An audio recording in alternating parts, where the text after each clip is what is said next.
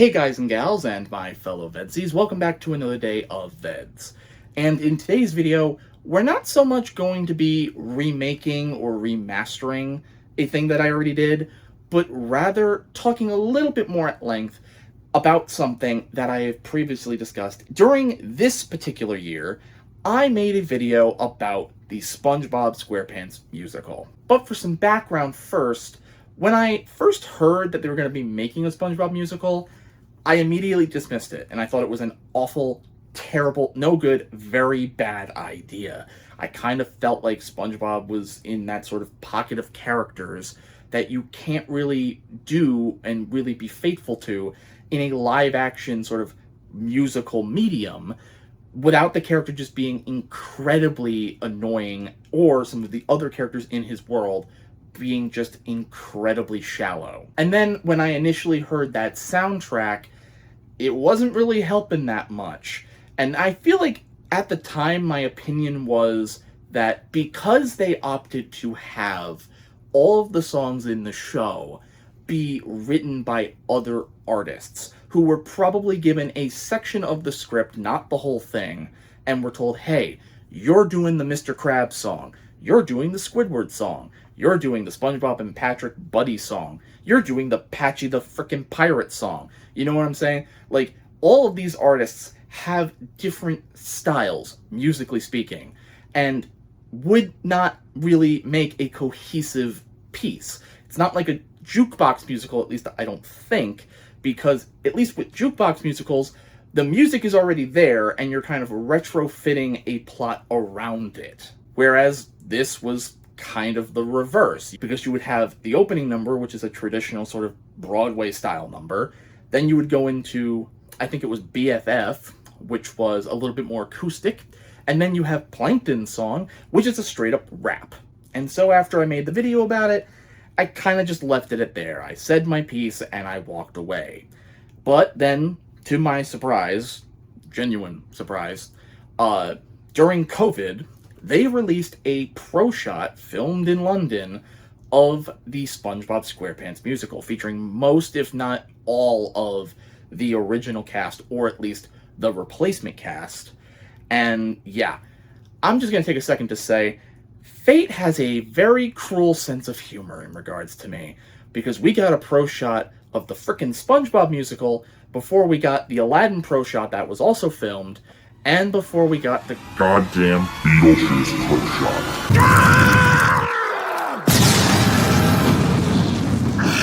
Okay, fine, I'm cool, I'm fine.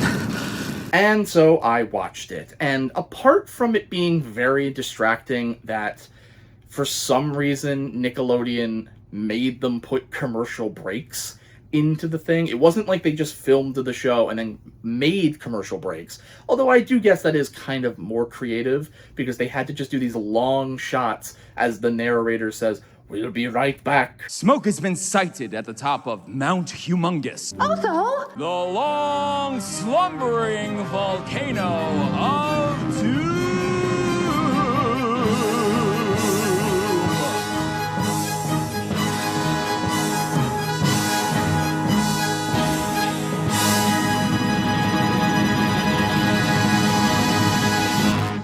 And there were some other minor cuts from what I was able to tell. But overall, it is actually a very good pro shot. And so today, I'm just going to ramble for a bit and sort of give my thoughts on the SpongeBob musical, now that I've actually seen what they ended up doing. Now, first, let's talk about the story. Now, the story of the SpongeBob musical is basically that a catastrophic event is destined to hit Bikini Bottom in a couple of days. And the whole show, the whole crux of the show, is basically about how do these characters react to a crisis. But that's not really the only story that they're telling, because you also have a lot of these other threads that are sort of tied into that main overarching plot. For example, you have Sandy's arc of feeling like she's not being accepted and she doesn't belong in Bikini Bottom. You have Pearl's arc of thinking that her father, Mr. Krabs, cares more about money than he does her. Which, at least for that one, I don't think she's that far off. money, money, money, money, money, money, money, money, money, money, money, money, money, money. I'm sorry, Pearl, were you trying to say something? You have Patrick's sort of subplot of not feeling like he's being heard in his friendship with SpongeBob. You have SpongeBob, Sandy, and Patrick's plot of trying to stop the volcano from erupting while also having to deal with Plankton trying to stop them, and Plankton's subplot of trying to get the town into a submarine so he can mind control them. And then you also have SpongeBob's plot of wanting to prove to everyone that he's not just a simple sponge, which that's the only real thread that feels like they just sort of took it from the first SpongeBob movie, because that is kind of what SpongeBob's arc was in the first SpongeBob movie. And that's not even all of them, because I didn't even mention Squidward's whole subplot of wanting to make his mother proud of him before the town blows up by performing at the Bikini Bottom band shell and becoming sort of a famous sort of dancer, musical theater performer. There's just, as you can tell, there's just a lot of plots being juggled in the air in this show.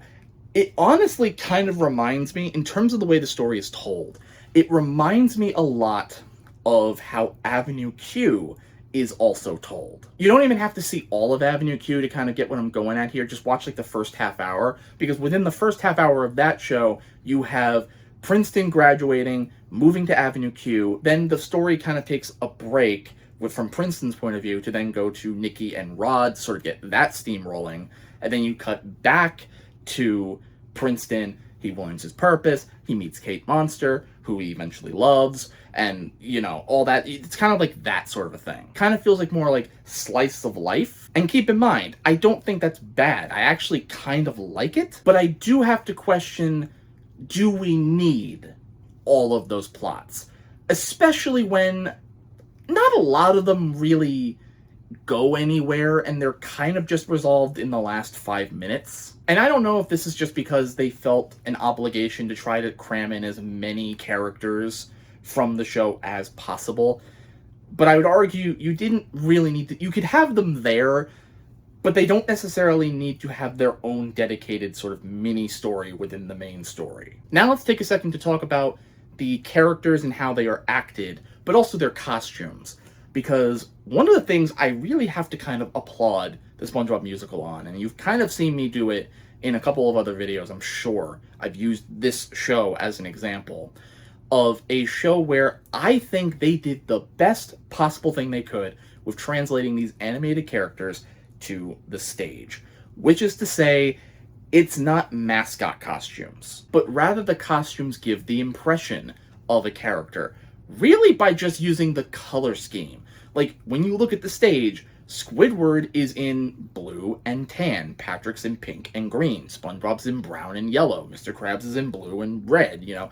You don't, that's all you really need. Now, some characters kind of get more mascot-y elements, like Squidward gets the 4 legs, Mr. Krabs gets the huge sort of boxing gloves that are his claws, Pearl gets like the big platform shoes, and that's mainly just used for like gags. Like whenever Pearl walks in the show, people kind of just jump because in the show she's huge. The Squidward thing is honestly one of my favorites because it actually gets used later on in his song, I'm Not a Loser. And honestly, it is very impressive how Gavin Lee was able to tap dance with essentially 4 feet.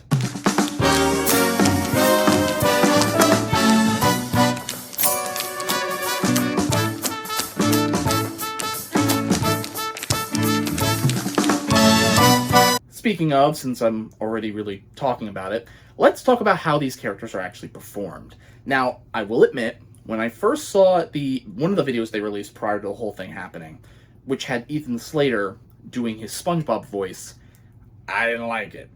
Mainly because it didn't sound like SpongeBob. But giving credit where credit is due to all of the performers, not just him, I actually kind of like how they handled the voices too, because kind of like the costumes, they're not trying to do impressions. Gavin Lee, for example, is not doing a strict impression of Roger Bumpus as Squidward, but rather is just doing the thing that Squidward has, which is sort of like a nasally voice, and is giving the sort of impression of the voice without having to do it verbatim. And yeah, the same again goes for Ethan Slater. He's not doing a strict Tom Kenny impersonation. Then again, I don't even think if he could, that would have been a good idea. But he's sort of just giving the sort of high-pitched voice that you know SpongeBob has. But I will say, some of the more powerful moments of his performance are when that voice kind of drifts into the background. The only performance of a character in this show that I don't think was really well done, and I don't blame the actor for this, it's probably the direction, is Wesley Taylor, I believe was the actor's name, who portrayed Plankton. Because, yeah, he kind of gives that sort of Plankton voice, but then he also does, like, this weird stuff when he's laughing, where, like, he'll do...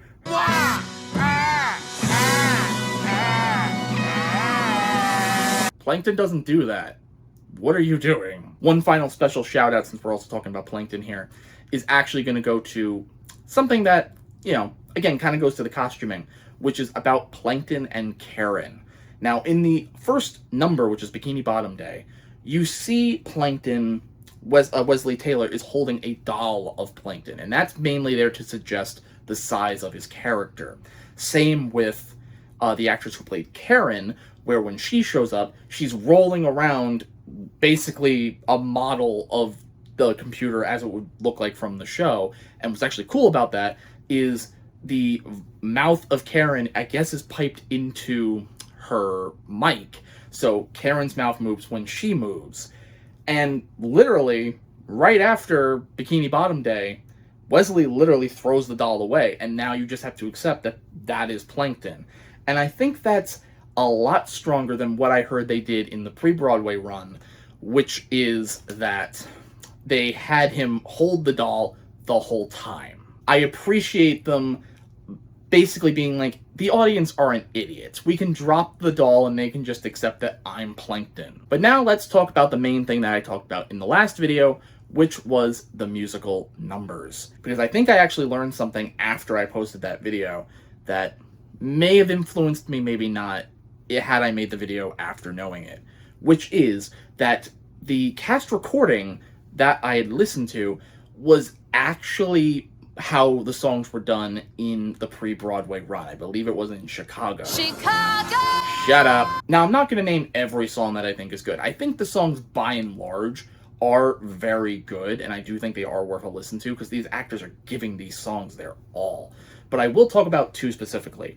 One I've kind of already alluded to, which is I freaking love the I'm Not a Loser Squidward song, and I believe that was from They Might Be Giants, although I could be wrong on that. I believe it was They Might Be Giants. Mainly because I'm a sucker for a good tap number, and my god, is that a good tap number.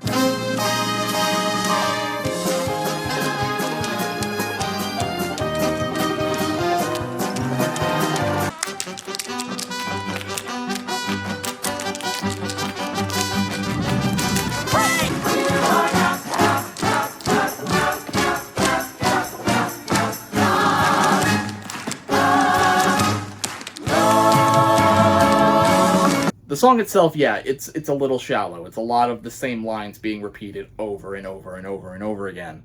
There's not a lot of variation. But I am giving it some of my highest praise, mainly for the tap dancing. Because again, Gene Kelly, eat your damn heart out. But the one song I really do want to highlight in this section is actually not even a song that was written for the show specifically. It was rather one of the songs they brought in from the show, which is how they utilized the song Best Day Ever. Because whereas in the show, it's mainly just kind of a sickly sweet, annoying song that Spongebob is singing as he's about to start his best day ever and have all the fun with his friends, I feel like the musical gives the song a lot more weight. Because in this context, Spongebob is saying, we're all gonna die. There is a very good chance that this interrupter is not going to work.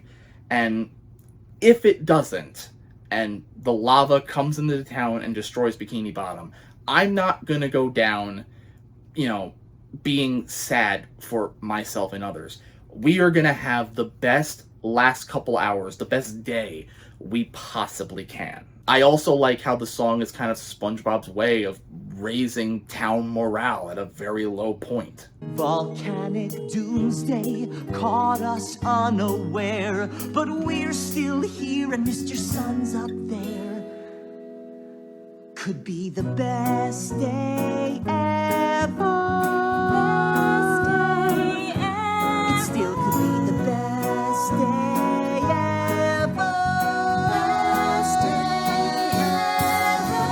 I mean, even Squidward can't really resist its charm. Make the best day ever with all of you. Today's the best day ever with all of you now.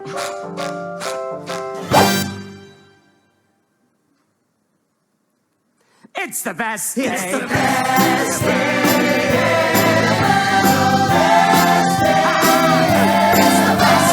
And that's kind of the word that I would use it. They took a song from the show that was by no means one of my favorite songs from SpongeBob, but they just gave it that sort of irresistible charm. So overall, do I like the SpongeBob musical? Yes. Do I like it more than I did before? That's also a yes.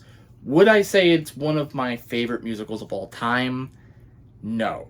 I don't even think it would necessarily crack the top 5 or the top 10, but it is still a show with a lot of respect for the original show. Again, they had a live Foley artist on stage making all of the sounds that you know from the show. They paid respect to the performances of the voice actors. They paid, a lot of respect to the way Bikini Bottom looks from the show. It's a credit to Tina Landau and her entire team for making a show that, yes, is funny, but also has a lot of heart. For making a show that isn't just another mascot stage show, that actually elevates SpongeBob into being proper musical theater. So if you have a chance, or let's be honest, have a Paramount Plus, sorry, I can't even say that with a straight face. If you have a chance, either go watch some of the clips from the show on YouTube, or, I don't know, buy the DVD, or I would recommend the Blu-ray just because it's in high definition, but, get whatever you want. And I would recommend watching it, and giving it as a fair shake as you can. I will say, though, you can probably skip through a lot of the Patchy the Pirate stuff, because while, yes, I appreciate they got Tom Kenny to come do it for the Pro Shot, he really doesn't need to be here. Especially since, from what I've heard, they cut out a lot of the Patchy stuff. But again, go ahead, watch it, and, see for yourself. Let me know what you think about anything I've said in the comments section down below. And until tomorrow, guys, gals, and my fellow VEDS-ies, I will see you tomorrow. 3 more videos are now in the can. 6 in total from when you began.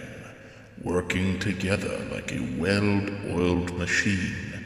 But will it continue now in 20